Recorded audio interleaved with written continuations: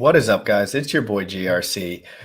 I was just live with Jesse for about 45 minutes to an hour, and he was giving us a little rundown of how to know when your coin is going to go sideways forever. He didn't label it that, but that's what I labeled it as. So because we were looking, Sam, and everyone is listening, the liquidity pools for that 4 million USD, Sam, worth of volume went into the V3 liquidity pool for Hex on the native chain. No price movement. So what does that mean? That means there's a lot of money going in and there's not a lot of price movement positive. And why is that? We're right in the middle of some serious buy walls that have millions and millions, maybe not tens of millions, but millions. And we're in a really brutal bear market, and the valuation of these things has gone up a lot since the beginning. And then comes in the forks. And then comes in all these things that started a valuation of 0. And then there's this big learning curve. And then V3, we want V3. We want V3 now. We want to be able to provide liquidity between all these chains now. And we're going to be talking about V3, Uniswap V3, the technology there, what's going on the back end a little bit, but then what's going on as far as the analytics on the charts, as far as when you look at the volume, the buy walls, we're going to look through the chart. So if you have your computer out, you might want to get it up. We'll drop the links as we go through. And then we're going to save some time as well for providing liquidity Q&A, kind of more so just us talking about the game theory about providing liquidity. Because at the end of the day, if you're staked over there in Hex on a chain where the fees are very expensive, providing liquidity is going to be a better option for you as far as USD is concerned. You know what I mean? So it just depends. There's a lot of depends there, but that's why we talk about all this stuff, guys. It's really important to work through all this information because I don't think a lot of Hexicans or people that I know really understand why the price really moves. They think like, no, it moves because of this, that, and the other. No, it moves because of people clicking buttons.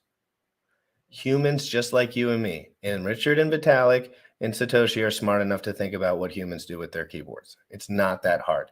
I can promise you when Zen Crypto comes out, for 5 or 6 days, all of the Hexicans will say, oh, it's a scam. Oh, don't do it. Oh, what's going on? And I was like, I've been telling you guys that it's chill for 4 weeks now.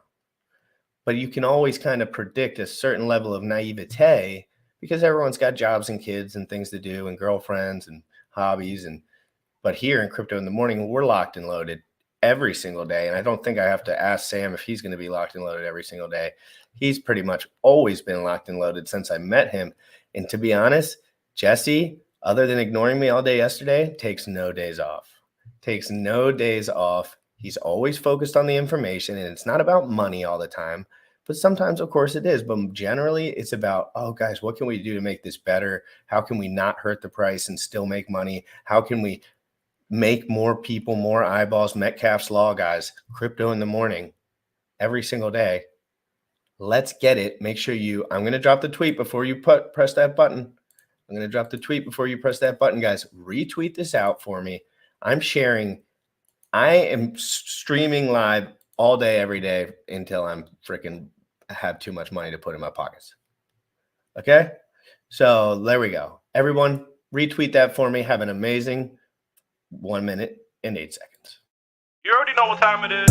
Crypto in the morning. Crypto in the morning. Crypto in the morning. Waiting on phone. Crypto in the morning. Crypto in the morning. Ready to take notes. Crypto in the morning. Crypto in the morning. Crypto in the morning. Waiting on phone. Crypto in the morning. Crypto in the morning. Ready to take notes. Smoking a blunt on my way to the gym. 11 a.m. and I'm already tuned in. Got me some hacks and I'm making a stake. Got me some hedge on, I'm making it rain. Pay me some maxi and that just in case. Gym ready, send me to show you the way. D5 Pro. Yeah. Crypto in the morning. Crypto in the morning. Crypto in the morning. Waiting on phone. Crypto in the morning. Crypto in the morning. Ready to take notes. Crypto in the morning. Crypto in the morning. Crypto in the morning. Waiting on phone. Crypto in the morning. Crypto in the morning. Ready to take notes.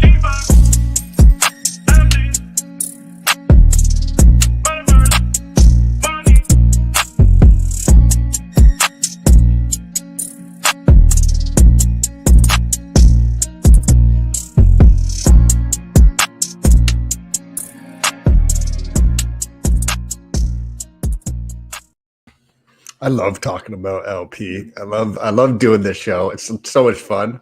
Last night I filmed another video on LP, setting up a LP position on POW swap, right? Because POW swap is V2, right? So there's no So concentrated it's liquidity. weak sauce right now. Is that what you're saying?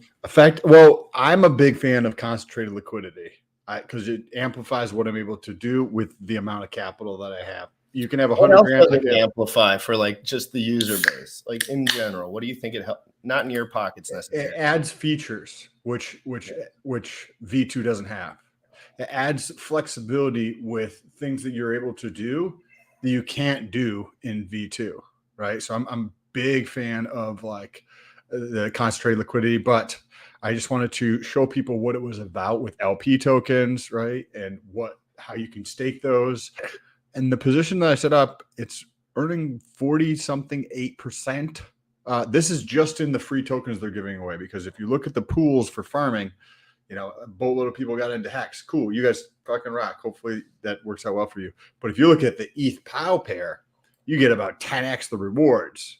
I'll go where there's way more rewards and there's a lot less people in the pool. No, Sam, because in permanent loss, it's all going to zero. You don't understand. Oh my risk. gosh. You don't understand the risk, Sam. This is DeFi. There's no middlemen. Don't you understand that all your money's going to them? Don't you understand that you're going to get the big rug pull? Guys, you're not allowed to be afraid of security risks if you don't know what the security risks you're looking for look like. You can't have a security risk of a robber if you ain't ever known people could come in your house and stab you. If you didn't think that existed, you wouldn't be worried about that thing. But if you figure out and identify what's going on, maybe you can purchase some sort of security system or something. And then whatever. So just understand, guys, we're all moving forward. We're not judging anyone. Yeah, we'll throw an elbow here and there just to make people know that they need to study a little harder. But we're not going to we want this to work out for our bags, for your bags, for the future of the world. So normal guys can get into assets before VCs, before all the guys come storming in. And we saw this in ETH POW and ETH Fair a little bit.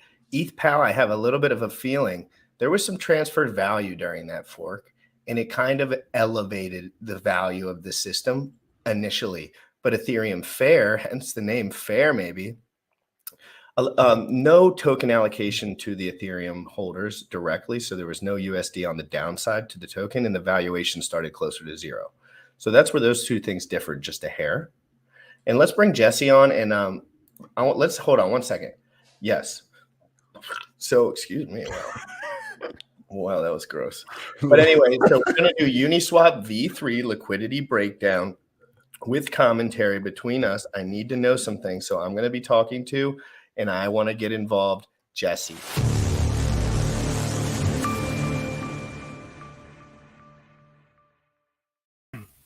What's going on, y'all? Today is going to feel like you're learning secrets that you're not supposed to learn. Yes. Feel like industry secrets, like, oh my God, this is what's going on behind the scenes. It's like the first time you see a nudie magazine and your brother has it in his room and you're like, this exists?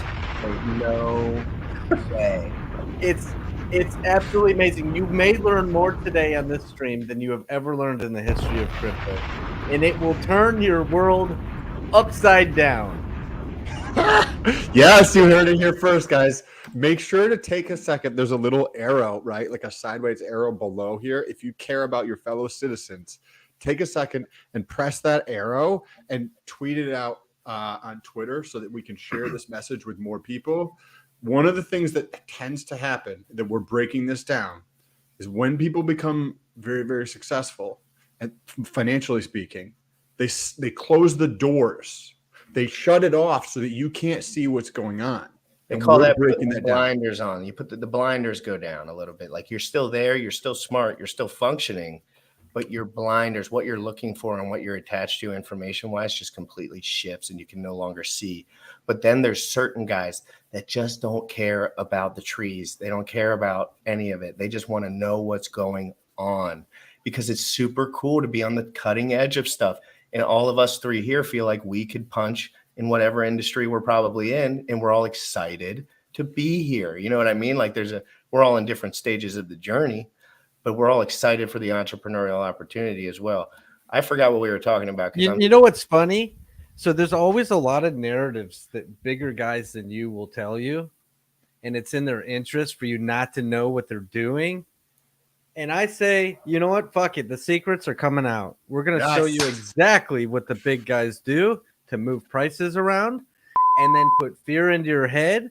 They often will say things to you like liquidity providing is scary. There's risk of impermanent loss. You could lose all your money. Look, there are ways to do these things where you have zero risk of impermanent loss and you actually make a lot more money than you ever thought imaginable. And we're going to break down exactly what's happening. This is high level stuff. So if you guys are not at the point where you feel comfortable interacting with the smart contract, interacting with the blockchain, just listen and take notes. This might be for later for you. This might not be for this moment. This is brand new stuff, guys. And I tell people this all the time. There's Hexicans with millions of dollars liquid that feel like they missed an opportunity with ETH POW and ETH Fair, and they still haven't gotten involved. And all they have to do is spend 0.01% of their wealth, and they have the same amount they have on both chains. But it's not the point, really. The point is it's like inactivity, not sharp, not on the ball. And it happens when you have a lot of money, but it happens to some people when they don't have a lot of money and all their money is actually burnt in a smart contract. And it's actually sitting there locked. And it puts people in if you are over leveraged into an asset, you by definition will have to be biased to a degree on that asset. But nobody on this panel, I have a feeling, has a life ending zero if Hex goes to zero and life over. Like that's just not really how it works for most guys that are kind of moving and jiving in the world. So this was just pulled up for Jesse's reference because I'm sure he's going to get into. No, we're going to get all into this, baby. So we're gonna go to, and everybody at home can do this too. We're gonna go to info.uniswap.org, and what we're gonna do is we're gonna type hex in the cell at the top right, and we're gonna look for all the pairings of hex. We're looking for the biggest pair, right? So click hex. Yep. Well, now we're down here. Okay. This gives us a breakdown of all the hex, and we're kind of looking for where's the most of the hex flowing, and it's that top one, hex USDC, 0.3% fee. Okay. All right. Now, prepare to have your mind blown. There's some very important things staring at us right here at the front. Right there at the left, it says total tokens locked. This is very simply what is available for you to buy. There's 161 million hex for sale, ready to sell to you, and there's 3.38 million USDC ready to sell to you for your hex. So you could say, well, there's $8.7 million worth of liquidity. Liquidity is the lowest, price moves the hardest. But what's really interesting is you can't say that without also looking at how weighted it is in one direction versus the other. Just 2 days ago, a day and a half ago, there was $1.6 million worth of USDC available. And there was like 300 some million hex ready and available for you to buy. There was no way for anybody to get out. You could sell some hex, and the most you could sell the biggest bag in the world. You could sell 300 million hex, and the most you would ever get out is $1.6 million. There's other ways you can get out. There's other ways you can sell. That's through liquidity providing. We're going to talk about that in a second. But all that means is there's barely any USDC underneath the current price if you were to sell. But there is a giant wall of hex coins stacked up for sale, available for you to purchase. And that's not a bad thing. That's not FUD. That actually is good for a buyer because that means that the slippage or the price impact, since there's so many right here at the current price, you could actually buy at 3 cents and buy a whole bunch of them and the price doesn't move very much. I think it just depends who you ask. Because if somebody thinks it's going to 1/4 of a penny, then I would say they would not want to be buying into that buy wall. The risk of buying into a giant buy wall would be if one of those liquidity providers becomes impatient because he's competing with other liquidity providers and he says, you know what, I will just go ahead and dump. And he withdraws his liquidity, circles it around as a regular participant in the markets, and he just dumps the price, and it easily goes to 1 cent. Okay, so on this thing that we're looking at, you see this these things. They kind of look like skyscrapers almost. There's And one the here at the price very is top. the price is moving. What's the current price? 0.033, right? 0.033 is the current price of Hex. To the right of, by the way, to the left, the price goes up. That's over here, guys. Yeah, so it's backwards. Your eyeball will tell you the opposite way. On this chart in particular, you always have to think about it. Just know that it's backwards to your normal thinking. Right. To the right, the price goes down. Now, everything to the right is USDC. Look how little, look at all that flatlining once you get there. It's all flatline. What that tells you, if each of those bars on that graph were literal coins just stacked up, and that's what made those bars as tall as they are. The quantity of coins available over on the USDC side is very little. The quantity of coins, Hex coins on the left side, where people can buy into, is very, very tall. The height of the skyscraper is the skyscraper's height is determined by how many coins are stacked up to make that skyscraper. All right. So the current price is 0.033. And as you buy, there's a huge quantity of Hex as we go to the left. So go one little click to the left, and it literally tells you right there how many are in that price. 4.4 million Hex. So you have to chew through 4.4 million Hex coins worth of purchases before the price can move to the next one. So go left again. Down the shelf here. 4.19, and it goes on and it goes on. So there's millions and millions and millions of Hex, and the price barely moves as you're buying it. Okay? Once you get to the end of this tall thing, all of a sudden the price starts to go parabolic because there's less and less coins available at the higher and higher prices. And if you zoom out, what's happening here is it's actually steering people into purchasing Hex.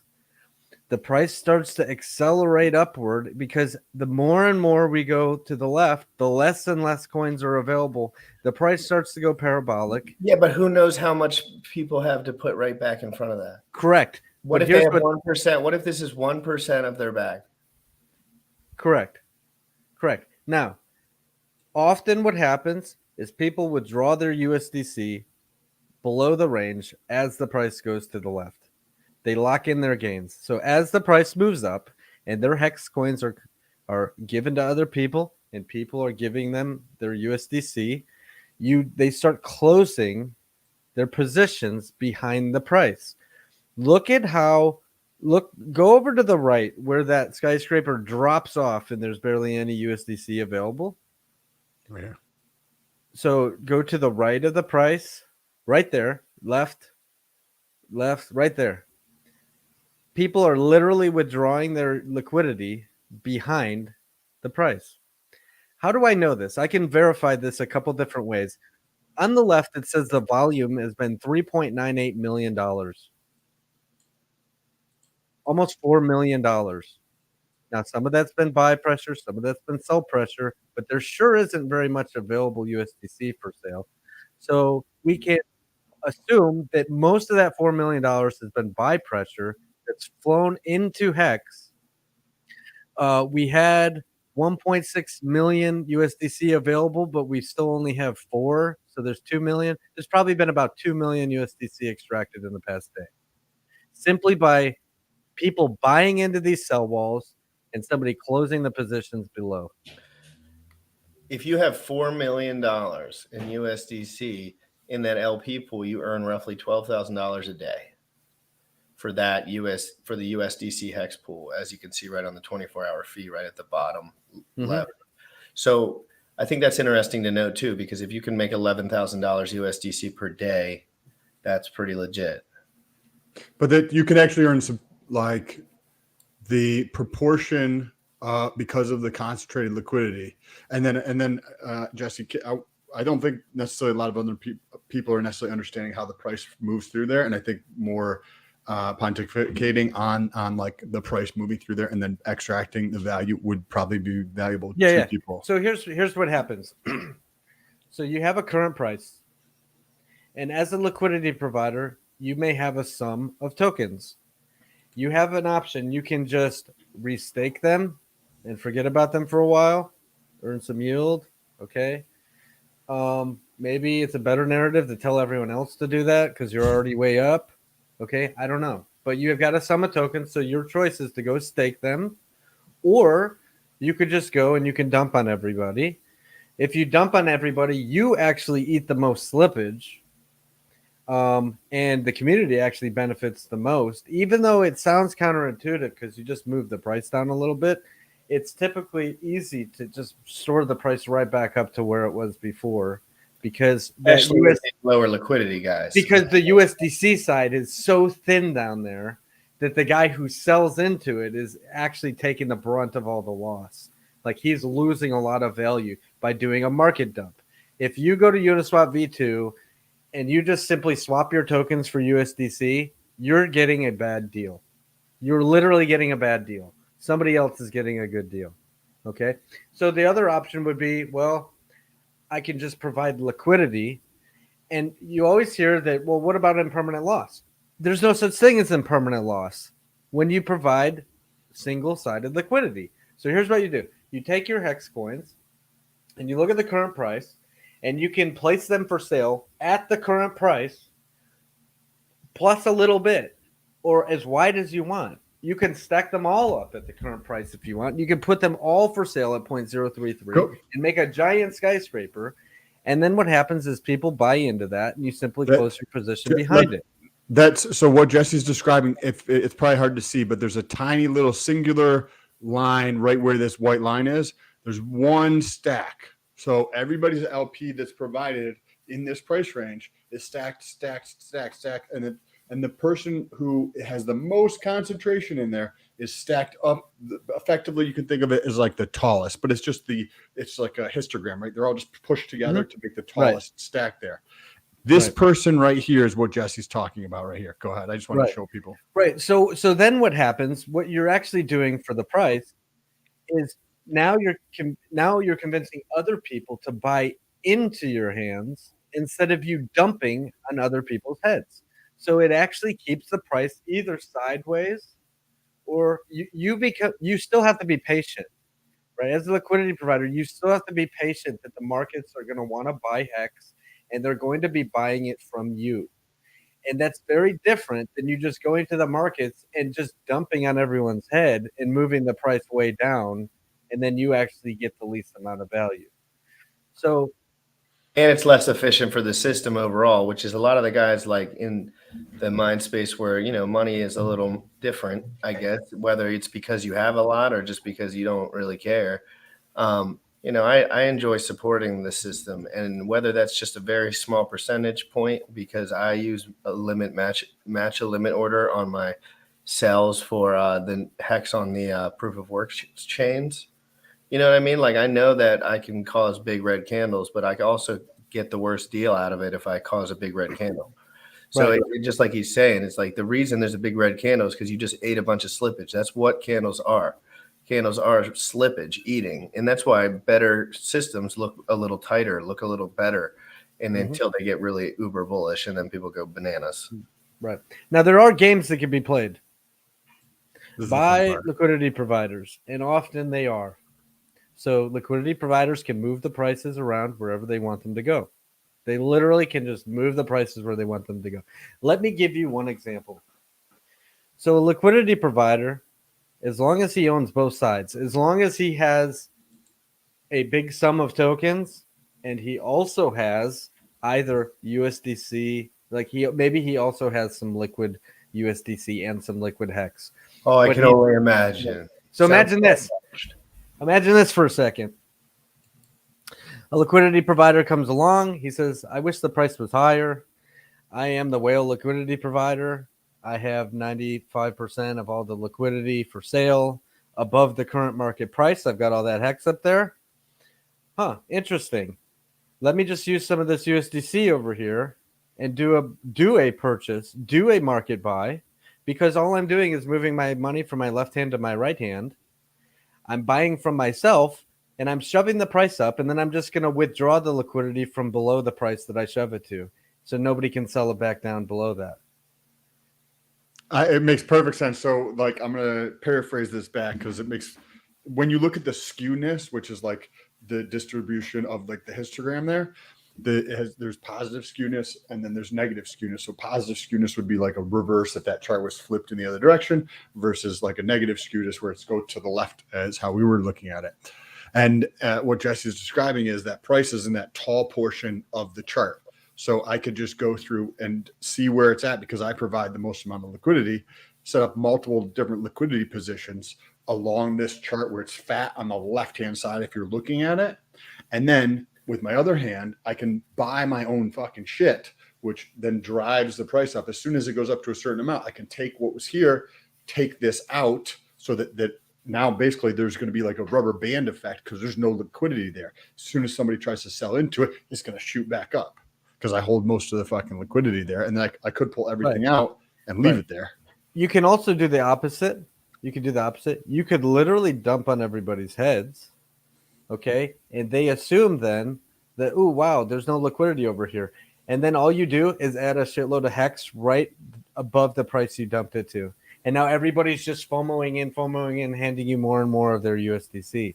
So you can actually do this in both sides of the I can see how the downwards way would be more efficient since the macro is so wrecked. Like the downstream way to do that would be more efficient at this time because the charts for inflation is still going straight up. Right. So like, or we've been down. So one narrative we hear, check this out. This is going to turn your world upside down. One thing we hear in the Hex community, when you see a guy like D01 wallet that likes to dump all the time, maybe he's not a good example, but you see sometimes a big wallet that dumps the market and everybody laughs at him and calls him a pleb. They say, oh, look, he dumped. Ha, ha, ha. He doesn't know how to get out responsibly. But what if that same guy simply drops a liquidity buy wall right above the price he dumped it down to, and then everybody is just feeding him more and more and more and more USDC? He did that strategically. He dumped the price down to get you to FOMO. He dropped a buy wall of Hex right above the price he dumped it to, and you're laughing at him, and he's taking all your money. Now let's talk about the OA. I want to talk about the OA after your point, Sam. I want to. Just a question on this, right? So the thought process behind something like this, if I was like, okay, cool, I'm gonna do this to try to pull in a lot of new people in here, I could do a larger order that's going to push the price down and then put the buy wall there, but I'm still going to be selling at a lower price, right? So like, I just want to exit, right? That's the idea of like doing something like that, because I want to exit. I want USDC, and by moving it in a big direction like that, I can push it down and then put my shit right above it, so everybody's like, oh shit, the price is down, right? And then you have all these people feeding me fresh capital to get out of a larger position. Yeah, it's literally just a game of slippage. Who's going to eat the slippage? That's all it is. And how much is available below the price versus above the price. It's just literally a big game. Now, as a market participant who's never looked at V3, right? There's a lot of people who just don't understand it. Maybe, hopefully today kind of opened their eyes a little bit.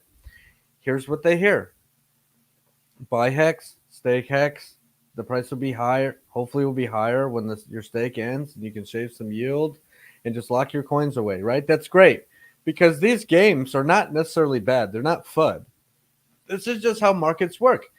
V3 is the same thing as an order book. It's the same thing as an order book on an exchange. On an exchange, you can provide a coin for sale at whatever price you want to, and as many coins for sale at that price that you want to, and you can provide both coins in the pair. V3 is literally a decentralized order book.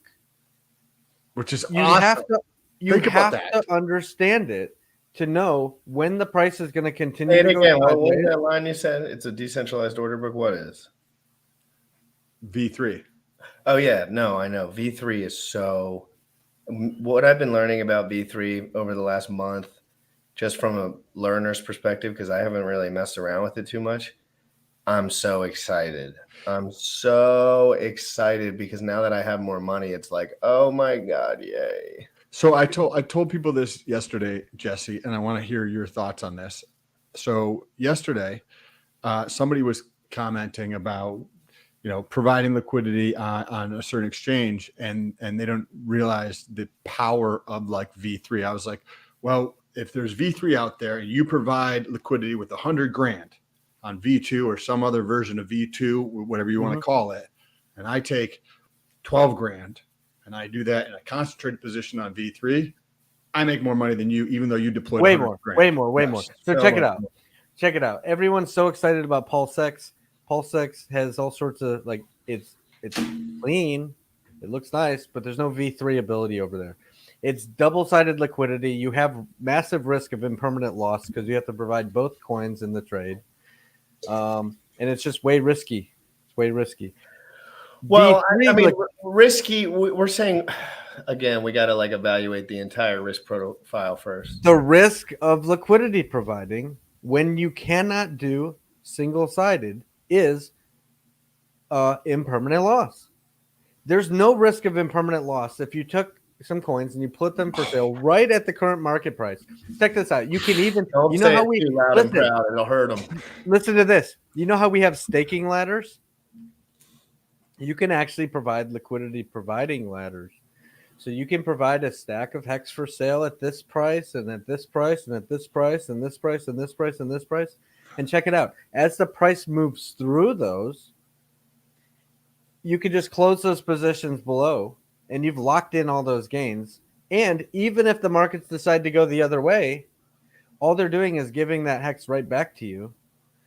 You have no impermanent loss at ever because at the end of that, even if the price goes the other direction, you still have the exact same coins you started with plus the fees. That's Jesse. So this is awesome. I've been talking about liquidity providing for months now because I think it's freaking awesome. It's Since you've gotten into crypto and learned what was going on, you've been talking about it because it's literally what's legit. It's awesome. It's market making. So right now, the Hexagon community is like 99.99% clueless market participants who just feed into the hands of the market makers who are shaping these order books, these centralized order books. And that's trying normal, to show right? you with Uniswap V3. So give us. And the reason I'm being so outspoken about this is as our backs get bigger and bigger with the launch of Pulse Chain, all of the people in our community is going to have to be more responsible in the ways that they position their coins that they choose to sell or to buy. Don't just dump. Don't just market buy. Do it smart, right? There's going to be hopefully millions of people flowing into Pulse Chain. By the way, Uniswap V3 does exist on Pulse Chain. I actually feel that those liquidity pools are going to stock back up. And here's why. Look, PulseX is cool. It's simple, but it leaves no room for the LP guys to go play. Right? Because it's just like Pancake Swap, double-sided liquidity. Whales and LP guys like to play around and position themselves exactly where they want to. And PulseX doesn't give them that ability. And the limit order purchases over there, actually, the price has to move through the range, and you actually get the worst end of the deal. The way the sushi setup or something. The limit orders are work over there. Now, I'm not saying it's bad. There are yield plays with impermanent loss risk and stuff. You can yield farm. You can participate in those the farm and the pools and stuff. But you have 100% control of your own shit when you use Uniswap V3. This is what I was referencing yesterday when I said that I would do this because I was actually talking about PulseX because somebody was like, "Oh, why don't you just wait till PulseX or something?" And I was like, well, you can put it 100 grand over there. If there's a V3 on Pulse, I probably will use V3 because I can use this much capital and beat your returns just by doing that because of how it's actually structured. Can you talk about the insights you see? Because once you do something many times over and over and over again, you build an intuition to that behavioral pattern, right? There's a heuristic, right? There's a heuristic that you're able to formulate. Like this is the framework that I use to see these actions in the marketplace. For us, it's easy because we can look at the histogram of liquidity there. Can you talk about? Could we take a look at some and you just kind of talk about what you're seeing in that? Because I think people understanding what's in Jesse's. I want to look at the market behaviors in these two new forks. We're going to compare the differences. We already looked at. Okay, so I want you to. I'm going to show you some really interesting things. I want you to pull up Dex Screener, ETH POW. I've been doing it all day. So. Are you still there? I have it up. You want me to pull it up? What do you want to look at, Jess? I want to look at the Uniswap V3 pool for Hex paired to ETH on ETH POW. Okay, hold on. Can you look at that on Uniswap? Dexscreener.com. Dexscreener.com. And they might have it on. Alex might add that feature. There's no like info.uniswap.hedron.pro yet, but there might be. Like I haven't been able to find it, and I'm assuming this is what I've been actually looking for, Jesse. So thank you. We chatted with him yesterday. He's going to be adding it. Good gosh, okay. Alex, I'm so sorry for putting all this pressure on you, but I need you to work. Okay. No, I'm kidding. I'm literally joking, but we're excited. Thank you, Alex, for being awesome and actually adapting to all these new changes in real time and participating. All right. So if we're in ETH POW, we want to look at the Hex ETH pair V3. Is that? Do you want to click on the top one or click up here for Uniswap? What is the one with $193,000 worth of liquidity? That is V2. That's a V2. Oh, yeah. Thank you. Okay. So find that one. It says V2 still. Is that V2? Is that also V2? This is V3 here. Check it out, guys. Really quickly, you look at this and your immediate assumption is, wow, the liquidity pool's growing. It's got $193,000. How did that happen? But scroll down a little bit. Wah, wah, wah. Look to the right-hand side of the screen. Oh, over here. Check it out. All of it's the Hex side for sale, ready to sell to you. Only 13,000 of that $193,000 worth of coins is anything you could ever extract. Because but there's 100 million Hex ready to sell to you. 100 million Hex stacked up, ready to feed to you and get you to FOMO in to buy from them. But at the top, all right, it looks like the liquidity is growing with 193,000, but you need to look deeper to understand how much of that is ready to sell to you and how much is ready for you to get value out. And the ratios are just heavily weighed. I tell people Hex did a 10,000x in 600 days. It has room to fall, whether you like it or not, just because it's higher on a ladder. If there's a ladder and you never go up the damn first step, how can you fall all the way down to zero? You really can't because there's no USD evaluation there. You can only, it's a buy time. I call it buy time. It's buyer's time. It is buy time, but there is risk. Go back let's look at the chart. How do I move that little banner bullish so Jesse's face is shown? Yeah, okay. So the price chart. This is the price chart.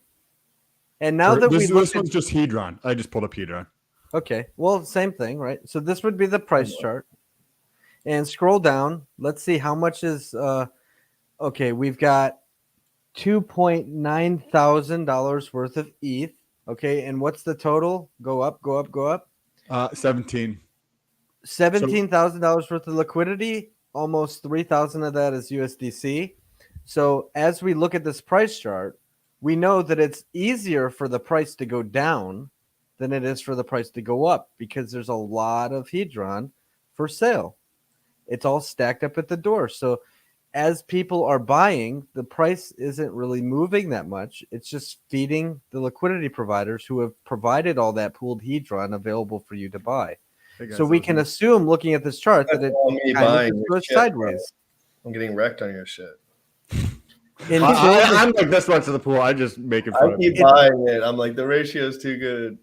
It's just a supply and demand thing. As the supply of Hedron, the pooled Hedron, goes down, that's when the price starts to go up. If that pooled Hedron is a bigger and bigger number, that big giant wall trying to sell to you just prevents the price from going up. So it's super important to look at these two numbers, pooled Hedron, pooled ETH, then look at the price chart, and you know exactly what's happening. This is fucking awesome. If you guys are not catching what Jesse's telling you, like you should rewatch this last 15 minutes like multiple times to understand this. We're describing like this, I call it the skewedness, which is like this the piece of data using statistics to describe the shape of like a curve. And this is basically saying all of the data is over here for you to just buy all this shit versus over here. If you're using like, say, the microphone as like the center point here, you have it all on one side or all on the other side, just tiny bit of overlap. And as people, they just like are running to a brick wall if they go one direction. Now, if they go the other direction, shit starts flying, right? And that's effectively what Jesse's saying. You can measure this by the skewedness of this one way or the other. And how you're going to go through and actually do this is you're going to look at liquidity, right? So liquidity is $18,000 in the pool in V3, Hedron, and wrapped ETH. Then you come down here on Dex Screener and you're like, okay, $3,000, right? So if you pull out a calculator, you get to see that 2.9 divided by 18. So 16% of the pool of $18,000 is the USDC or whatever it is, ETH here, right? This is incredible, Jesse. This is awesome. Yeah, so 16%. So we'll say 80. What is that? 84%. It's 84% more likely that the price will struggle to go up than it could dump, right? Yes, but at the same time, 2 or 3 guys like me could just join a little chat room together. And I'm just saying this for the thoughts perspective. 2 or 4 or 5 guys like me with 20 grand or 30 grand could say, hey guys, I think we can make everyone pull their positions because they won't know what's going on if we all at the same time push this in either the upward or the downward direction and then hold the floor there.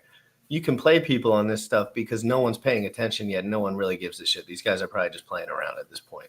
So, and I want to ask you about the most controversial point that I could probably ask you about. And I know Richard wouldn't mind talking about it because Richard has always talked about it. The OA address. How hard is it, Jesse, for someone to know what kind of money and what kind of LP positions the OA address is pulling in? Because I know you guys have went through many cycles where you guys were paying attention to things like this, but I never could get into it as much. Now, I know the OA says they never sell hex. They do say that. So I'm just going to go ahead and say whatever. That's probably true because Richard says he dumps ETH all the time. He mentions that he dumps ETH. He bought a Ferrari with ETH. He bought a bunch of stuff with ETH. You know, that's the main trading pair for hex as well. And I want to know, as far as providing liquidity, first of all, Richard Hart can do whatever the fuck he wants. And he's the GOAT. So he probably knows what he's doing better than anyone who thinks he's doing anything that they know. But I just want to know, for the sake of learning, like, what do you think and what do you know about the OA and the movements and the liquidity and the V3? What do we got? Well, I don't know his wallet addresses, so I can't say anybody's doing one thing or not doing something, right? What I can say is when you own any one of us in here could greatly benefit from owning both the liquidity pool and all the liquid tokens in existence, because you can literally control the markets at that point. Let me give an example. You could be the primary liquidity provider. And I'm not saying the OA does this. I'm not saying that. I'm saying we actually have people in our community right now who can do these things over on ETH and ETH Fair and on any number of coins, on Linkcoin, on AMP, whatever, right? Anybody can do this as long as they have a big sum of tokens. You can liquidity provide. You can take some ETH and you can buy as a market participant, and you're buying from yourself. So you're just moving your money from your left hand to your right hand. And then as soon as you do that, you just remove all the ETH from below the range, and you just pump the hell out of the price and moved it, and nobody can move it back down again. This is Because okay. So you're this the is cool. biggest I guy. get it. Because you're the biggest guy. You can shove it up. You can shove it down. You can put the price exactly where you want it to go. And that's why I tell everyone not to worry all the time too. And it's not because I love centralized ownership. That's not the point at all. I've watched Richard's work intimately for so long in so many reruns, and I've read his book 10 times, and I know everything that the man's put on paper or on the internet. So I have a really good idea of his intentions, just because how long can you really fake stuff? Like 6 years straight? Like, I mean, I don't know anyone who can do that. And he has the ability, and the 08 is a feature of Hex, whether people like that or not, but it can be diluted over time. And that is another game theory thing that people have to get into. Like, you can manually burn stuff. You can do stuff if marketing needs you to adjust. And it's like we get into the securities laws talk. And then it's like, okay, so it's just a securities violation. There's just that guy that can do whatever he wants with the price. So where does that come into play? And does mass adoption change that? Because it will even out some of these parabolic, the whole entire jam. What do you guys think about that in general? Well, perhaps price moves the hardest when liquidity is the lowest, and perhaps price moves the hardest when coins are in centralized ownership. So it's easy to hear those things and just say, "Oh, okay, maybe, that's right." But how does that happen? How does that happen? You have to break it down and look at staking behaviors of whales. I'm not talking about any one particular guy, but you have to look at staking behaviors and liquidity providing behaviors. And then you're like, oh, okay, that's how price moves the hardest when liquidity is the lowest and ownership is in centralized control, because they're just moving it where they want it to go. Yeah. So I think this has been freaking awesome. And I want to hear your thoughts. What is the average person who's watching, right? There's 212 people who are watching right now, and they don't necessarily consider themselves whales, right? They have a little bag of crypto, relatively speaking, in the terms of like a whale. What are some of the things that they can think about as ways to play this? Not necessarily, I'm not saying trade, but like how to think about buying, accumulation, and whatnot. Well, it's interesting, right? Because you could have 100 people that equal a whale if they were all the same person. So if you have 100 people that want to sell because the price went up, and all those 100 people just simply swap and dump the price down, and the price moves very fast through that ETH range because there's low liquidity worth of ETH, okay, that's not good. That's not good. So the responsible behaviors that we expect of our whales or our big LP guys still apply even to the small guys, because a bunch of small guys equal a big guy. Yeah. So if you want to sell, you don't dump the price, liquidity provide. It's like a limit order. It puts a limit order right at the price you want it to be. And as the price moves through that, you just close that position and lock in that, lock in your swap. Talk about that for just a second, because up until this conversation, I understood that conceptually, and I've talked about range orders many times, but the idea in the marketplace is that in the broader crypto space, right, is that V3 lacking features, number one, for people who don't understand, limit orders. And that's just not true. It's just not true. It's just called something else. It's not called a limit order. It's now called a range order. It's the same fucking thing. It's just the nomenclature has changed to the way this Right. executed. There's one problem with V3 that I don't like, but I think somebody is like Alex or some other smart dev in the community could probably easily build on top of. Please.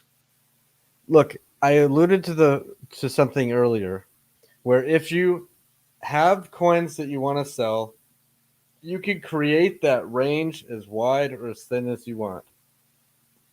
The benefit of creating thin, tiny ranges, and then you can create a ladder, is as the price moves through that, you just go into Uniswap and you close all the positions underneath that.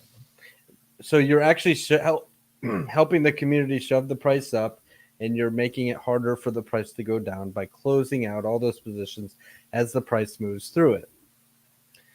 Why isn't there a way? Why isn't there an automatic close? Why isn't there a toggle button so that as the price moves through a range that you've created, it automatically closes? It would be easy for Uniswap to create a toggle button when you create an order and just say auto close or no auto close. Auto close as the price moves through the range. So click that button, and as the price moves through it, it auto closes and removes the USDC or the ETH or whatever and drops it liquid in your wallet. Why? I've talked about this with GRC. I've talked about this with Bullish. I've talked about this with other people. That is a feature that should for sure be there. For sure. So what Jesse's describing, if you put in a position on a concentrated position of any, whether it's a range or when you think of range order, just think of like a singular point or a very small, narrow range versus over a larger range. And currently, if we do that, I have to manually go to my computer and press remove liquidity if an event happens, right? But the people who are utilizing it for range orders, think narrow, they don't want to fucking spend all day sitting at a computer waiting for the price to come out of that thing. If you want to sell, once it moves through, the price is here and you're all in on, like you're doing a limit order. It's just called a range order, and then it comes through. You just want it to be over with and that remove. I've talked about this. This is a massive opportunity, Jesse. It's funny you're saying this because I literally had this conversation a couple of months ago with GRC and Bullish. I was like, guys, we should build this tool because it will be valuable to people. I'm not a dev, but I don't think it would be that hard for a dev to build. You would just have to give permissions, and then it would just be reading the ratios. And when your position goes from all weighted one side to all weighted the other, it would recognize that, and it would simply use its permission to close it.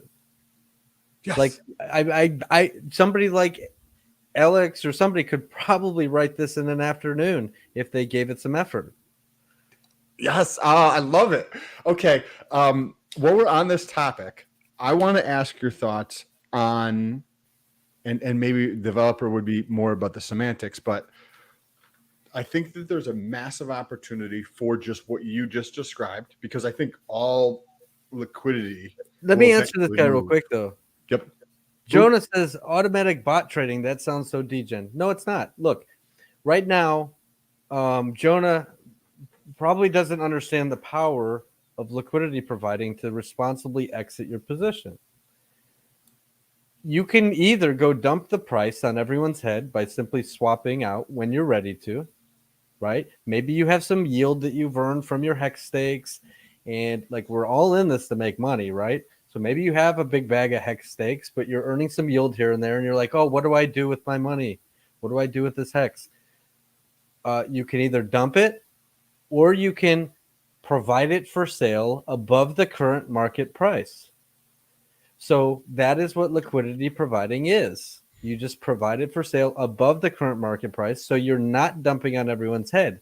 And wouldn't it be nice to have a feature that when the price moves into the range you've provided, it just auto closes and you've just locked in that sale of hex? It's that simple. It's not degen at all. I'm gonna pull up the calculator so people can grasp a better idea of what you're actually describing here, because then we can actually go through the example of this. So this is just the calculator for if you go to uniswap.fish, they've updated the URL. but you come in here, you can get an idea of how some of this stuff works. The green lines are the range for that I'm testing right here, right? This is just the calculator. 21 hex per USD and 34 hex per USD. That's the range that I would provide in here. Now, if what Jesse's describing, right? If the price is anywhere in here, I'm earning fees. As soon as this price is out here, let's move this up a little. Let's move this one up a little bit, right? Now, what does this say here? It says I'm all in hex. So this is effectively what this big blob of stuff, the blue here, the higher blue, right here, this taller tower, and then this side on the right hand. Now it's inverted, right? So now you're looking at it in the opposite of what we were just looking at it, right? So this means price goes up for hex on the right hand side. This is 30,000 hex. You're like, I want to sell 30,000 hex, but I don't want to move the price. And I wouldn't mind earning fees while I did this. So now the price moves up in here. Now watch, guys, watch this ratio right here, right? We have $1,000 a hex. That's about 30,000, right? Watch this as the price moves. So the price drives up. People are buying, continue purchasing, right? The price is through here. And what happens? Now, we just have converted our entire hex position while earning fees into USDC. Now we can remove our position, and you can make this range very small, as like this little nipple thing did, right? So that the price doesn't take a long time. It could just be a wick going through here. Now what Jesse's describing, what I described previously, is just having a toggle, having something where it says, if I'm all in one asset or the other asset, remove from pool. That's all it has to do. Something fucking simple, right? Just, hey, if I'm all in A or all in B, auto remove from pool, right? That's all it could be. I'm sure that can't be that difficult to do. And now you can go through and create limit orders easily. Oh, this is awesome. What a great concept. You know a funny concept? If everybody who ever tried to get out of an asset got out in this fashion, the price would only go up and to the right and never go down. If everybody who ever wanted to sell hex, for example, said, well, I'm not going to sell, I'm simply going to provide liquidity and be patient, wait for other people to buy it from me. And all the hex that was ever for sale was never just dumped on the market. It was only provided as liquidity above the current price. The price could only go up and to the right, only, never go down. Assuming there's demand. Yes. Correct. You have to have demand. And that in crypto means more users, because we know when Which people is get into crypto, they stop doing shit other than building, and they spend a lot of money too. But generally, if you're smart in crypto, the money part's not the issue. It's more of the emotional fitness, what you're going to do with it, how are you going to produce yield on a day-to-day basis and make the most out of what you have. If you're living that kind of crypto life, or you can just buy it, stake it, go back to work, do whatever you want, with your kids or whatever you got. Staking is also amazing for a lot of different reasons too. But the way that I mention staking is I mention it as a retirement, because I feel like that's what it should be in the same kind of light as. I think there's really good yield. I think long-term potential is pretty decent for the 2 or 3 or 4 year outlook. So if you're going to be staking within that feature for 2 or 3 or 4 years with a decent amount, I'm saying, yeah, you probably will have retirement with 33% of your stack. You know what I mean? Right. Rather than 98. KG asked a question. How does the DEX prioritize whose single-sided liquidity it pulls out? First in, first out? No, that's not how it works. When you provide a range, you actually are creating a smart contract for yourself, and the price cannot go beyond that until your coins are sold. Your coins are locking everybody in at a current price there. And until those are sold, the price can't go on to the next range. So all it has to do is read your smart contract, how many hex, how many USDC, and once all of the hex has turned into all USDC in your smart contract, it simply pulls your liquidity. That smart contract pulls it out, closes it. It's that simple. Now, people can practice and play around with liquidity providing on Uniswap v3 by using uniswap.hedron.pro on PulseChain testnet. really interesting. The Uniswap V3 pools still exist over there, even though they've been raped and pillaged by the Fixer bot. But the price differences between PulseX and Uniswap present some really unique arbitrage opportunities. Price What do you? price moves harder and faster in the Uniswap pools, and the prices don't move as hard over in the PulseX pools. So over time, as people start playing in those Uniswap V3 pools, it's actually going to pull back some of that liquidity over to Uniswap. That's what I wanted to ask you about. So Go ahead. I think that V3, I'm a big fan of V3 and having the concentrated liquidity versus like just flatlining that shit. And I mean, this is clearly the future because it's so innovative, right? There's going to be a time I see in the future where everything's going to have concentrated liquidity. Otherwise, there's just going to be so far behind in what people are doing. How do you see this playing forth? Because PulseX doesn't have it, right? The license for concentrated liquidity becomes available next May. So Uniswap is not allowed to be forked and turned into a new protocol, but Uniswap front ends are allowed, and the pools already exist. So yes, while Richard can't copycat Uniswap v3 yet because it's not allowed yet, the pools already exist and the front ends are already exist, and we have this capability. But that does compete with what he's trying to do: control all the ownership and control all the coins. Let's not worry about competition right now. Let's just get stuff published, because there ain't no competition if nothing's published. We can have testnet competitions all day long, but Ethereum just started the competition, so we should get on the competition. And I don't mean like, oh, we need to do it this week, this month. I don't even care. I'm just saying, like, I hope everyone's paying attention and focused. Uniswap is healthy, by the way. Check it out. Uniswap is very healthy. Yes. So one narrative is PulseX is the best. It's awesome. But look, listen, it literally doesn't leave any room for the Ethereum whales who like to liquidity provide to come play and bring their capital with them. There are people who love to play these games, who like to move the prices around, who like to put ranges, do this and do that, and liquidity provide or earn fees. You don't have that ability over there. You just don't. You can, and if you do, it's at the risk of some impermanent loss because you got to provide both sides. So Uni V3 is not going anywhere. The contracts exist. We have a front end, and people are going to play with it. Do you see that as a possibility? Because that's literally what I was saying yesterday. If there is a V3 for Pulse, I was planning on using that. But do you see that as a possibility? As the AMM fixer bot that they're trying to put together, that's Richard Hart and the guys over there are trying to like vampire swap effectively. So check this out. Let's say I've got some capital. What am I going to do? Perhaps I go in and I say, you know what? Do I want to be at the mercy of this, this thing over here that I have no control of? Or do I want to, sure, I'll just go buy those tokens back and drop them into Uniswap so I have control of them. So I can control what I want to do.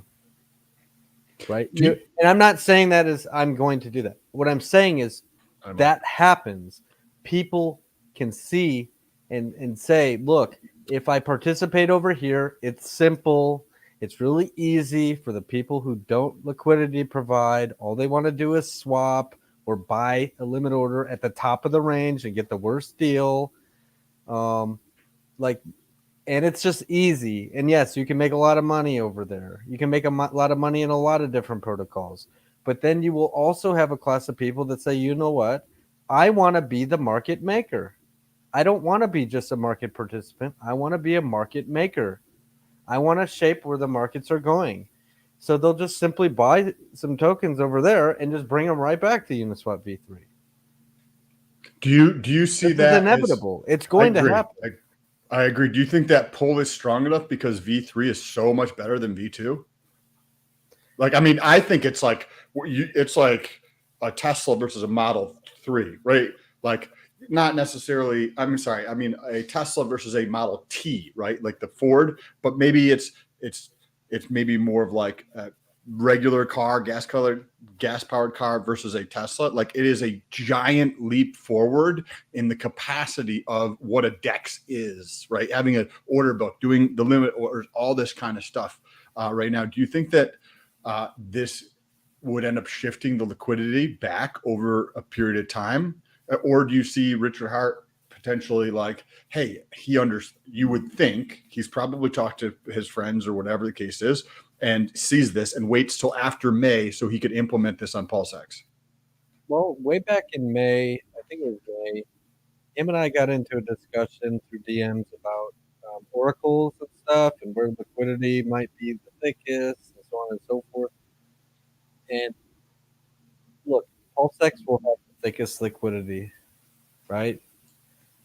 But he also feels that some liquidity will migrate over to V3. I also feel that way. I agree with him 100%. It's not going anywhere. The contract still exists. You can't make the pool disappear. You can buy from that pool and move all the coins over to PulseX. But all that means is other people can also buy them right back and go put them right where they like to play. It's not going anywhere, guys. Well, yeah, and it ain't going anywhere unless somebody somehow can get everything to get completely wrecked, which is really hard to do it, but it's not impossible. You know, like it's definitely not at this point in these two chains for someone to really come at it with everything they had. But I mean, is it probable? I'm sure Vitalik knows a thing or two about that kind of thing. So I'm not going to go ahead and just like assume, but I know like USD value wise, like it's just like, why would anyone even, I don't even know what they would do at this point. What would they steal? You had talked about limit orders and how the shift between traditional, say, V2 type limit orders versus V3 limit orders and who eats the slippage. Can you talk about that a little bit more on the slippage side of things? Like on the one hand, you've got limit orders on matcha and stuff like that. On the other hand, you've got V3 limit orders. And can you talk about who eats the slippage on those? No, I can't. Yes, you can. I heard you alluded to it earlier. I know you can. Okay, so somebody is always going to eat the slippage. It's either you or it's going to be the liquidity provider. Okay. Imagine this. You place up liquidity in V3. People are buying into your range. They're eating the slippage. You kind of are also feeling the slippage, but you put it there. You put the range at the lowest and then up to however high you wanted it. So you're not really having any slippage. You decided it was going to be that way. But the user who's just simply market buying, they want to buy at the bottom price, but they're actually paying the bottom price, this price, and then they have to have an average of price that they paid. So they eat the slippage. They eat the slippage because you created it for sale for them. They're going to eat all the loss. Okay? V2. PulseX, no matter how you play it, you always eat that loss. Thank you. You have no ability to set a Uniswap V3 liquidity providing pool so that you can control or mitigate that loss. You're just at the mercy of what the market's that liquidity pool is at. So they're like, yes, long term, that's not a big deal, or it could be a big deal, right? What if you shorted yourself a handful of coins and then the price did do a 10,000x and those handful of coins, because of your slippage, ends up being worth millions of dollars. And you're like, damn, if I didn't have that slippage way back at the beginning, I could have had millions of more dollars. Like, you never want to eat the slippage yourself. You want to be the one who has the least amount of slippage. And the only way that you can control that is through single-sided V3 liquidity providing on either side to use it as a limit order. So you have 100% complete control and have no slippage. Thank you. I heard you allude to it earlier. I just wanted you to talk about that a little bit more. Let's touch on some questions here in the chat. I'll Steve. touch on some questions real quick, guys. Smash the like. Make sure I'm going to be back on at 1. Who do you think I should have on? If you're listening and you have a guest that you want me to have on, I will, you know me, I'll slide right up in their DMs and get all up in that. So let me know. Will we double up on the coin's pulse if providing V3 liquidity currently? That's a great question. Yes. So Jesse's because this already happened with F and W. No, you're just gonna get raped. All your coins are gonna be taken away from you. Literally, your liquidity pool is gonna get bot attacked by Richard, and you're going to lose all your ERC20s, and he's gonna leave you some pulse. He's going to buy your liquidity. Do not interact. So if you liquidity provide prior to the fork, if you liquidity provide on ETH, look, all your stuff's going to get copied over, and this bot's going to come along, and it's going to it owns all the pulse, and it's going to take some of that pulse, and it's just going to buy all your stuff from you, and you're going to be left with some pulse.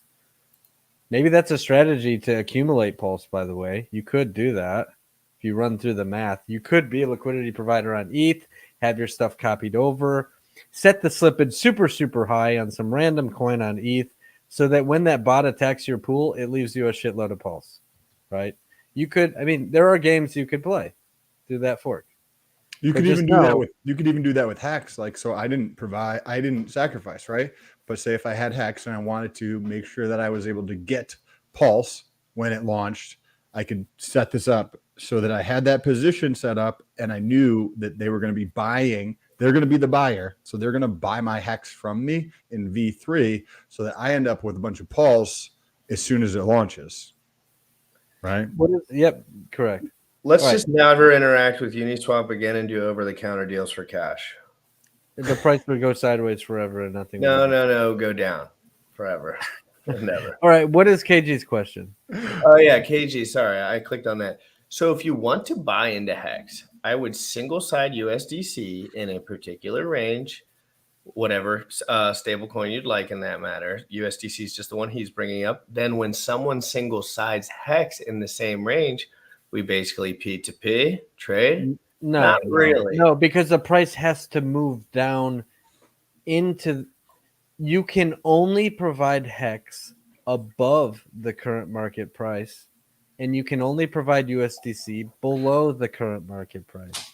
So people have to, the price would have to move into your range.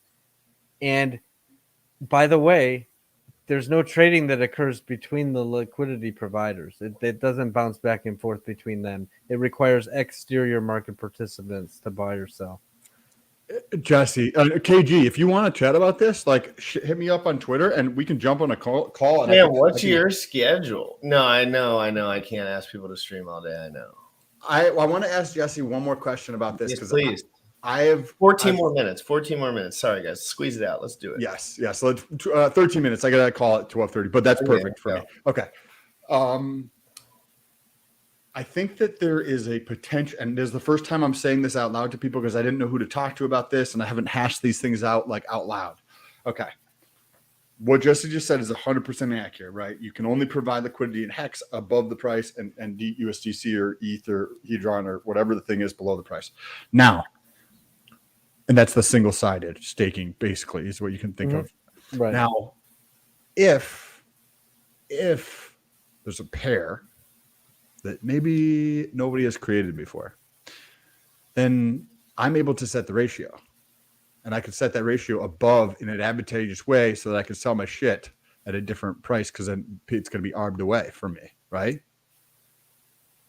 So, yeah, but on the other hand, we don't know if Richard's going to exclude some random pairs that were just created that have no trading volume. But what about doing this now on V3? I don't know because they already can look at it, and they're also minimal comparatively. What if he just has some metrics and it's like, okay, I'm only bot attacking the pools that have so much trading volume. But what about doing it right now? Right, literally V3 right now, a pair between X and Hex. And it doesn't necessarily have to be some arbitrary pair. There's pairs that are available between Hex and because you can think of like Hex and anything else, Hex and Maxi, as 4 pools, right? Because of the fees, right, involved in these things. So there is Hex and ETH, Hex and USDC, and that's not just 2 pairs, that's 4 pairs, right? Because you have 4 different pools in each one of those.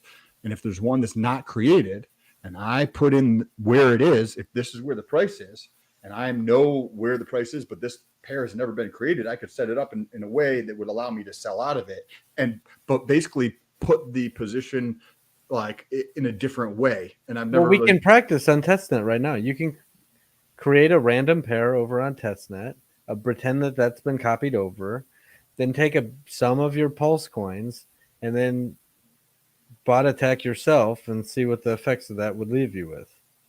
I think that would be an interesting thing for me to try to do that. And we can also set up, if you guys come out with any ways where we need the community to help us on testnet, like we can all like try to do something and like over leverage a position and like see how it squeaks out if you get things really tight, if you know what I mean. Like if we put everyone on the testnet doing the same thing in an organized fashion to a degree, you could probably figure some stuff out. But I think the most stuff that's been figured out is from these forks right here. Valuation of 0 for most of these assets.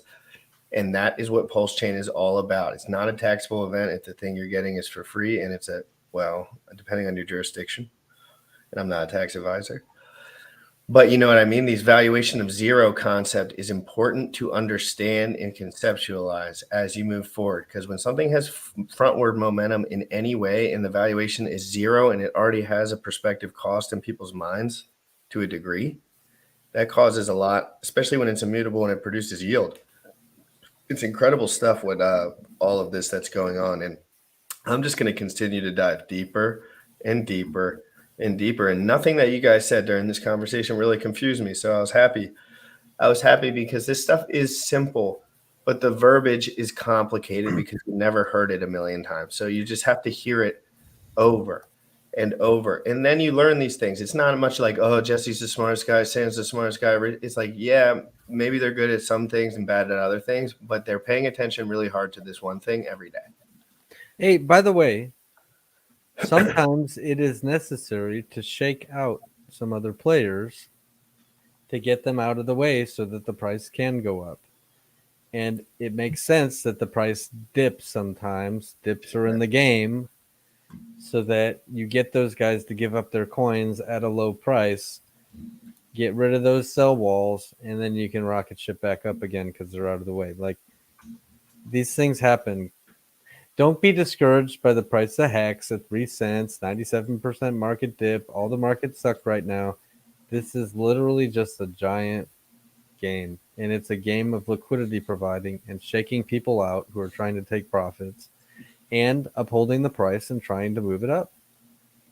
It's a big game. And the game that most people hear is buy, hold, stake, hope the price is higher when you end stake. And that's great. Look, we all do it. But at some point, you actually end your stake and you have some sort of yield off of that. And then you have to decide what to do next. And being responsible with that is what's important.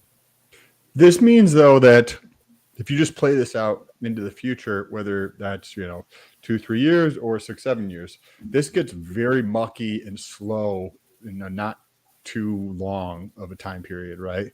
Like, yes, one person owns 90% of the supply, right? And they're definitely going to utilize. You would think they're going to utilize that to manipulate things in a way that where price goes up, right? But as more and more players come in and more capital comes in, it gets more and more slow. Obviously, this is what we talk about with BTC. So it's not going to take terribly long, in my opinion, with the adoption happening as quickly as it happens before things get real slow on the price movement here. Yes, but remember, I think in my prediction for BTC from the bottom, if it does go to, let's say, 10K, 1620x, that's a big move for big money. You know what I mean? That keeps everyone alive for a lot longer. I think it's just enough to propel us past and Ethereum past it, like just enough for the next bull run where the gains are still extremely explosive. But after this bull run, as far as but again, these forks come out at 0 valuation. So we have to figure out how this is going to shake out and how much adoption we can actually get, how many users are there, how many people really need this.